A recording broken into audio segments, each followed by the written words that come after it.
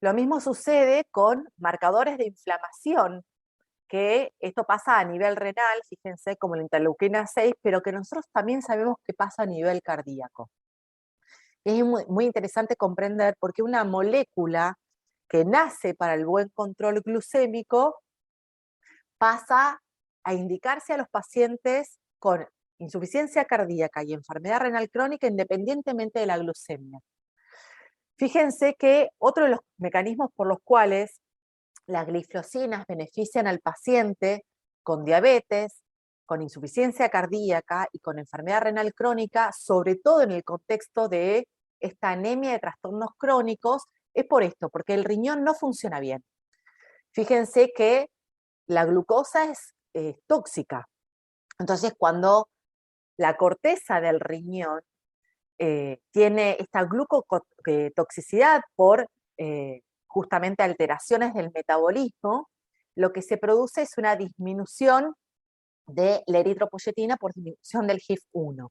En este contexto, cuando mejora esto que les contaba antes, el feedback túbulo-glomerular, lo que trae como consecuencia es una mejoría de la performance del funcionamiento de los túbulos, ¿sí? Y eso incluye todas las partes, digamos, yo no soy nefróloga, pero aprendí junto con mis colegas nefrólogos que esto pasa a todo nivel. Y de hecho también pasa en los podocitos, que es el filtro, que empieza a mejorar y por eso mejora la albuminuria que presentan los pacientes con enfermedad renal crónica en el contexto de la diabetes. En este contexto, el aumento de la eritropoyetina, porque empieza a funcionar mejor el riñón, porque se oxigena mejor, porque mejora la performance, digamos, de consumo de oxígeno renal, y después vamos a ver cardíaco, logra un aumento del hematocrito. Nosotros, con el uso de las glifosinas en los pacientes con diabetes y anemia, vemos que el hematocrito aumenta, ¿sí? Y esto hace falta, digamos, tener la curva de aprendizaje que tenemos todos en este tipo de patologías, pero los pacientes mejoran y esto se ve. Otro de los puntos es, ¿qué es lo que pasa a nivel periférico? Porque en un momento se empezó a considerar a las glifosinas como diuréticos súper especializados. Y la realidad es que son más que diuréticos súper especializados. Primero, porque no reemplazan al diurético de asa. Y segundo, porque tienen mecanismos de beneficio en lo que es la mortalidad en los pacientes con diabetes, insuficiencia cardíaca y enfermedad renal. Ahora, si yo voy a ver qué pasa en el intersticio del paciente con insuficiencia cardíaca, fíjense que el paciente presenta edema, ¿sí? Y este edema es propio de los pacientes con insuficiencia cardíaca que en el manejo del uso de diuréticos, lo que pasa es esto.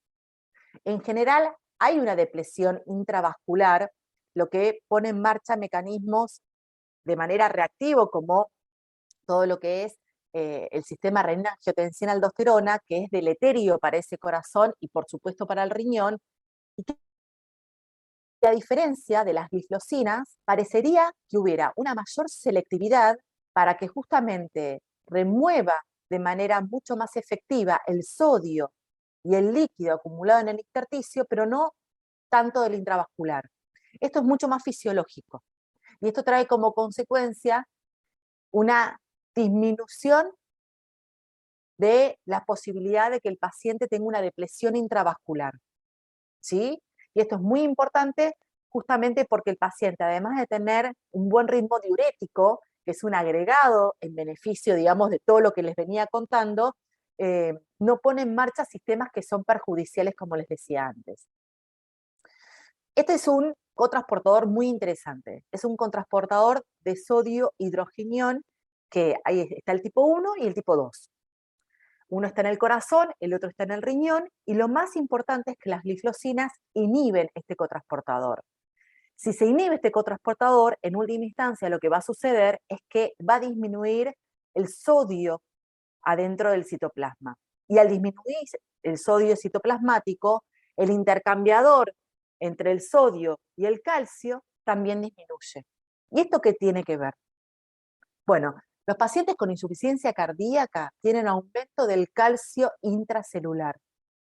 Y esto es cardiotóxico. Esto lleva a la muerte del cardiomiocito y a la apoptosis. Entonces, si yo logro bajar el calcio intracelular, la célula va a estar más protegida justamente de esta alteración que se produce en el trastorno entre estos cationes. Entonces, es muy importante considerar que esto no solamente pasa en el corazón, sino también pasa en el riñón. Baja el sodio, baja el calcio, por lo tanto que baja la muerte y la apoptosis celular. Ahora, en este contexto, nosotros tenemos varios beneficios. Hablamos de que tiene una selectividad de bajar el sodio y el líquido a nivel intersticial. Esto se ve acompañado, por supuesto, del mecanismo de acción de una diuresis osmótica por este bloqueo del cotransportador de sodio y de glucosa a nivel renal, lo que logra efectos muy beneficiosos a nivel de la precarga y poscarga cardíaco y en última instancia, fíjense, lo que es del estrés parietal. Hay una mejoría energética del miocardio. El miocardio, ustedes saben que el cardiomiocito utiliza mucho oxígeno y hay mucho consumo de oxígeno en los pacientes con insuficiencia cardíaca y sobre todo en insuficiencia cardíaca descompensada. Nosotros necesitamos bajar este consumo de oxígeno. Y esto, con el uso de glifosinas, se vio que hay un switch en el uso de sustratos hacia cuerpos cetónicos, lo que hace más eficaz el uso del sustrato, del combustible para la formación de ATP. Esto hace que baje el consumo de oxígeno, como les decía antes, y que en última instancia estos efectos, lo que estamos viendo en los pacientes con enfermedad cardíaca y lo que es la insuficiencia cardíaca con fracción de eyección reducida, es que ayuda a lo que es el remodelado inverso. Empiezan a mejorar los volúmenes, empiezan a mejorar la performance cardíaca y muchas veces estos pacientes en el contexto de la cuádruple terapia disminuye digamos, estos volúmenes, este estrés parietal y mejora lo que es la fracción de eyección del ventrículo izquierdo. Esto es un resumen, ¿sí? Es un resumen de lo que hace la inhibición del cotransportador de sodio glucosa tipo 2 con el uso de glifosinas. Corazón, les comentaba recién, que baja la precarga y la poscarga, reduce el estrés parietal y mejora lo que es el índice cardíaco, mejora lo que es el uso del combustible para formación de energía. A nivel de la circulación, disminuye el volumen plasmático, disminuye la rigidez arterial, la presión arterial sistólica y beneficio sobre el aumento del hematocrito justamente porque hay un impacto a nivel renal muy importante de disminución de esta hiperfiltración y daño con inflamación e hipoxia que tiene el riñón, sobre todo si estamos hablando de pacientes con diabetes e insuficiencia cardíaca. Es muy interesante entender entonces cómo se descubrió todo esto. No quiero dejar de mencionarles las evidencias. Nosotros sabemos que desde el año 2007, entes reguladores como la FDA empezó a solicitar que además de que aquellos fármacos que sean adecuados para el control metabólico por diabetes tengan un buen perfil de seguridad cardiovascular y renal. ¿Por qué? Porque se vio que con rosiglitazona el riesgo de infarto y eventos mayores había aumentado. Entonces, es así que se arrancan con estudios con estas moléculas. Estos son estudios pivotales.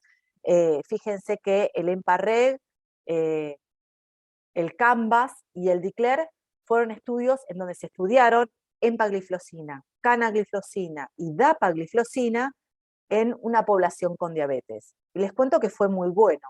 Los resultados fueron realmente muy buenos. El EMPA-REG, cuando incluye pacientes con diabetes y enfermedad cardiovascular establecida en todos los pacientes. Fíjense que más del 99% había tenido un evento cardiovascular mayor. Se incluyeron 7.000 pacientes y después con el CANVAS, fíjense que ya se empezó a incorporar pacientes con múltiples factores de riesgo, ¿sí? O sea que sin haber tenido impacto en órgano blanco, además de tener diabetes, tenían dislipemia, tenían hipertensión, y esto hacía que y se vea cuál es el efecto de estas moléculas, no solamente en prevención secundaria, sino también en prevención primaria. En este contexto aparece después el DECLARE, en donde 4 de cada 10 pacientes que se incluyeron fueron con enfermedad cardiovascular establecida, pero la gran mayoría, fíjense que 6 de cada 10 pacientes incluidos no tenían impacto en el corazón, no habían tenido ACV o no tenían enfermedad arterial periférica, y el número de pacientes que se incluyó en este estudio fue un poquito más de 17.000. Y la verdad es que todos tuvieron un muy buen resultado. Justamente el EMPA-REC tuvo una reducción de lo que es mortalidad cardiovascular y todo lo que es hospitalización por insuficiencia cardíaca, y esto es muy importante, ya que los pacientes incluidos, recuerden que no tenían de inicio insuficiencia cardíaca, sino que era una población con diabetes. Lo mismo pasó con el DECLARE, fíjense que el impacto fue muy importante, no solamente a nivel cardiovascular, sino también a nivel del daño renal. Disminuye la caída de lo que era la velocidad del deterioro renal anual. En este contexto, se pensó en continuar, digamos, los estudios en otro grupo de pacientes que, más allá, digamos, de la población con diabetes, parecían que se veían beneficiados. Y por eso se lanzan estudios como fue el DAPA-HF, el EMPEROR-Reduce y el SOLOIST, en todos los cuales hubo una reducción muy importante de la mortalidad por muerte cardiovascular y hospitalización por insuficiencia cardíaca. También hubo una reducción del daño renal, y en esa población con enfermedad, digamos, cardiovascular, porque eran todos pacientes con insuficiencia cardíaca y deterioro severo de la fracción de eyección, lo que se vio es que los pacientes además mejoraban muchísimo la calidad de vida. El DAPA-CKD se los traigo porque es un estudio que ya tenemos los resultados previamente, de años anteriores, y nosotros en la Argentina tenemos probada la gliflozina, en este caso DAPA-gliflozina, también para pacientes con enfermedad renal crónica. Estamos esperando los resultados del estudio EMPA-KIDNey, y contarles que de lo que ya sabemos que está pasando con los pacientes con enfermedad renal crónica es que tienen un impacto muy importante. Recuerden que los pacientes con enfermedad renal crónica, de etiología diabética o de otras etiologías, hasta el momento no había tanto fármaco que tuviera disminución de lo que es la progresión de la enfermedad más allá de los ARA y de los IECA. Es por eso que también puedo incluir ahí el antagonista del receptor de mineocorticoides, pero la verdad es que se necesitaban moléculas que tuvieran impacto en lo que es la mortalidad. Por eso les traigo el DAPA-CKD, que incluye una población con enfermedad renal crónica, con y sin diabetes, con y sin insuficiencia cardíaca, y en este contexto hubo una reducción muy importante en lo que es el riesgo relativo del objetivo compuesto, que tenía que ver con todo lo que es el impacto a nivel renal y muerte cardiovascular renal, y también lo que es el impacto en todo lo que es los endpoints renales puros. Algo que es muy interesante, que los nefrólogos siempre remarcan cuando charlamos de estos estudios con tan alto impacto, es que hubo una reducción altamente significativa, fíjense que fue del 31% de muerte por cualquier causa. ¿Y por qué? Porque los pacientes con enfermedad renal crónica se mueren antes por otras causas, que en general son las causas cardiovasculares, que lo que es en sí de la progresión de la enfermedad renal crónica. Entonces, por llegar a estadios finales, ¿no? Como la diálisis. Entonces, la verdad es que estos resultados son altamente significativos y fueron, digamos, muy valorados y muy, muy bien recibidos y esperados por la comunidad nefrológica. Rápidamente contarles que los pacientes, estas quizás ya las conocen, con diabetes, nosotros a nivel local y también en guías internacionales, lo que tenemos es que aquellos pacientes con diabetes tipo 2 y alto riesgo cardiovascular, o enfermedad cardiovascular aterosclerótica, o insuficiencia cardíaca, como hoy estamos hablando de las gliflocinas, resaltamos que el uso de las gliflocinas en este contexto deben ser iniciadas en etapas precoces de los pacientes con diabetes. ¿Por qué? porque, como hemos visto, los mecanismos de acción que tienen las moléculas, estas moléculas, lo que hacen es detener la progresión de daño de órgano blanco. Entonces, pensar en el paciente con diabetes de moderado, alto, muy alto riesgo, o con impacto en corazón o en riñón, el inicio de uso de gliflocinas está recomendado. Y esto lo dice los estándares de cuidado de diabetes de la Asociación Americana de este año. Justamente fíjense que los pacientes con insuficiencia cardíaca y enfermedad renal en el contexto de diabetes deberían iniciar fármacos con beneficio y evidencia de impacto en lo que es el retraso de las complicaciones.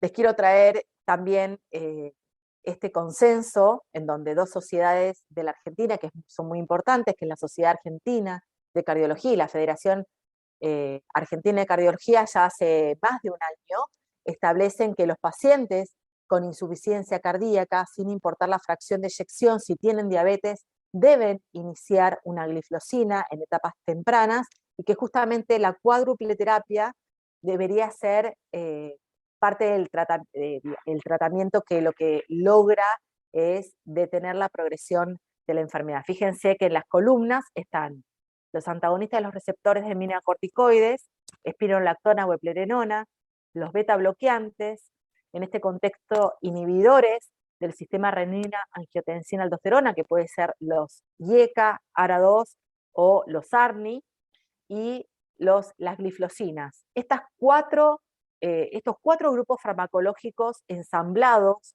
uno no reemplaza al otro, sino que el paciente debe recibir los 4 fármacos, lo que hacen es un impacto muy importante en la enfermedad, con disminución de la mortalidad, internaciones por insuficiencia cardíaca y mejoría de la calidad de vida. Lo mismo dicen las europeas. Las guías europeas dicen lo mismo que las locales, incluyamos las cuatro drogas, los 4 grupos farmacológicos. ¿Y qué pasa con las guías de práctica clínica en enfermedad renal? Ya hace un poquito más de 2 años, fíjense las guías KDIGO, en los pacientes con diabetes y nefropatía diabética, se incluye a los inhibidores del cotransportador de sodio glucosa tipo 2 para justamente tratar a los pacientes con estas entidades, lo mismo la Asociación Americana de Diabetes, y finalmente con las evidencias del DAPA-CKD que les mostraba hace unos minutos, se recomienda el inicio de dapagliflozina en pacientes con enfermedad renal crónica. Fíjense que la tasa de filtrado glomerular, algo que es súper importante y que lo podemos charlar ahora, empieza a bajar.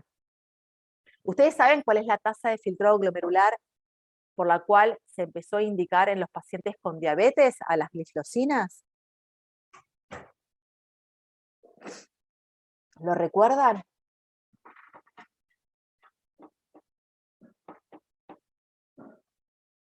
Bueno, nosotros tenemos que tener, por el mecanismo de acción de la molécula. María José, ahí te vi. ¿Querés comentar algo?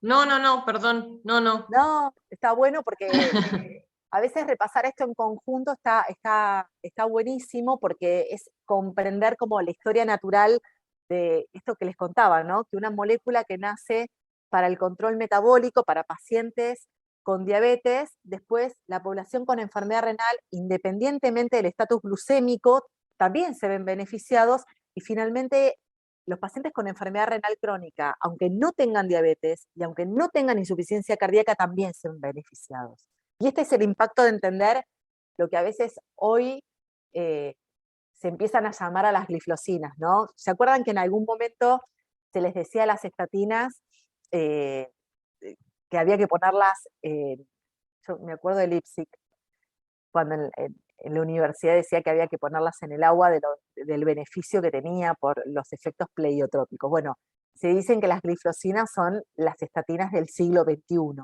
por todos los que les comentaba, por todos esos efectos a nivel cardiovascular y renal, y que seguramente se van a ir viendo otros más que benefician. Entonces, para volver a la pregunta de inicio, al menos en este contexto, según la gliflocina que hablemos, el inicio de la gliflosina en el contexto de pacientes con diabetes debe ser a partir de 45 mililitros minuto, justamente porque hay unidad funcional renal que logra la glucosuria.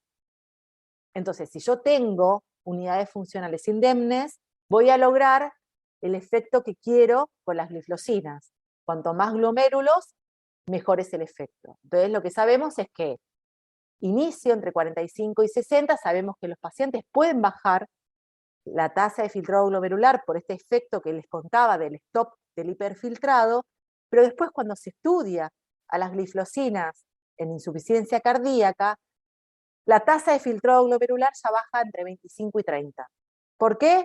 Porque ya no necesitamos el efecto glucosúrico, no necesitamos nefronas indemnes justamente para que el mecanismo de acción sea el control metabólico.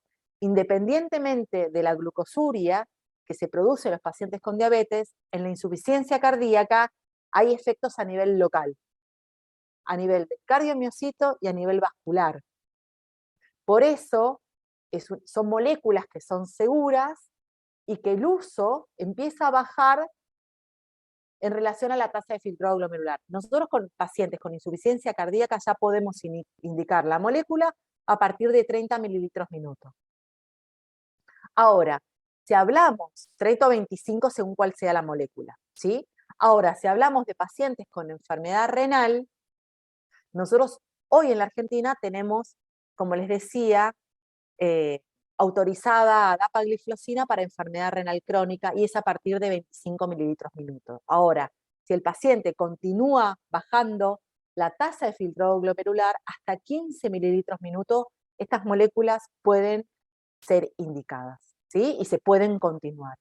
Entonces, población con diabetes a partir de 45-60, población con enfermedad cardíaca, insuficiencia cardíaca y fracción de eyección reducida a partir de 25-30 de filtrado glomerular, y pacientes con enfermedad renal crónica, por la evidencia que tenemos con el DAPA-CKD, a partir de 25 y es tolerable hasta 15. Bien.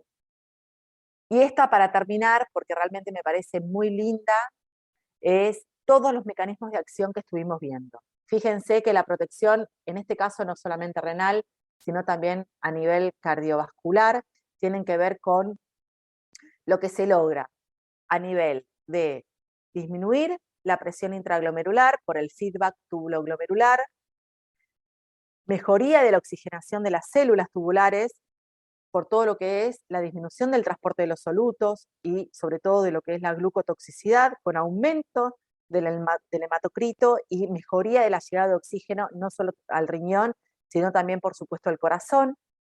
Nosotros vemos que disminuye la albuminuria y que pacientes que tenían micro pasan a normo y pacientes que tenían macroalbuminuria pasan a microalbuminuria, y esto ustedes lo pueden solicitar para ir controlando la mejoría del paciente. Y esto es algo muy lindo, esto que dice ahorro de diuréticos de asa. Bueno, nosotros no debemos suspender los diuréticos de asa sistemáticamente a todos los pacientes que empiezan con gliflosinas.